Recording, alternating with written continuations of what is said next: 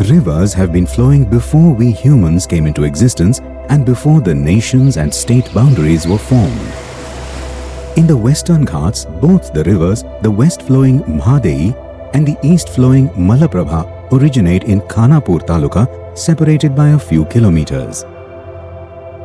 These rivers originate in the forest and they are the lifelines of the forests of the Mhadayi and Bhimgarh wildlife sanctuaries. This biodiverse forest of 700 square kilometers is responsible for heavy rainfall, and therefore this region is called the Cherrapunji of the south. Because of these very large wildlife sanctuaries, there is heavy rainfall in the region, which makes the rivers flow, making Goa and North Karnataka green and prosperous. Goa is endowed with coconut, cashew, mango and many varieties of trees and fields of rice. Fishing and tourism are also booming in Goa. The North Karnataka region is also prosperous because of the east-flowing Malaprabha river. There are a lot of sugar factories and sugarcane fields. There are more and more sugar factories and sugarcane fields emerging, and therefore there is an increase in the need for more and more water, as the sugarcane crop requires more water. The setting up of new industries and monoculture plantations has resulted in a lot of deforestation too. This has made the Malaprabha river a water deficit river. To cater to the increase in demand for more and more water, the Karnataka government is constructing 3 dams on the Mhadayi river to divert the water to Hubli and Dharwad, 100 kilometers away. This will completely stop the flow of water to this entire forest region, and this will affect 700 square kilometers of rich biodiverse forests.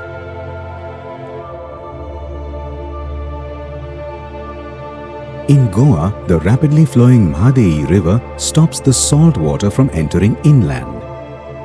If the flow of the waters of the Mhadayi river is reduced, the salty seawater will ingress inland into Goa, turning the groundwater unsuitable for drinking or agriculture, creating a massive water crisis in Goa.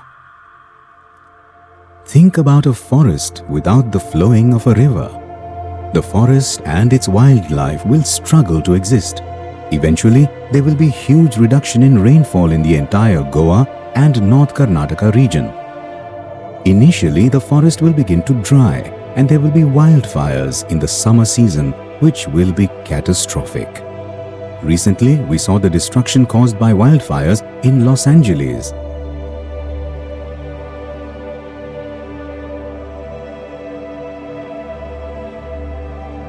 When a river flows into the sea, it carries a lot of organic matter from the forest to the sea, and this acts as a nutrient to the marine life in the sea. This organic forest waste further creates marine flora and fauna, which in turn creates marine life. The whole marine ecosystem comes into existence, which is why Goa gets a huge catch of fish. The Mhadayi diversion will adversely affect the fishing industry in Goa. Finally, there will be desertification of the Goa and North Karnataka region, which will increase the temperature drastically. Goa will no longer be a paradise, and eventually this will affect tourism, farming and fishing. Because of global warming, the sea levels are already rising and Goa will be facing the ingress of seawater inland. This, coupled with the stoppage of the Mhadayi river and the reduction in rainfall due to damage of the forests, will create a disastrous situation for Goa. Now is the time to stand up and say no to the Mhadayi diversion to save Goa.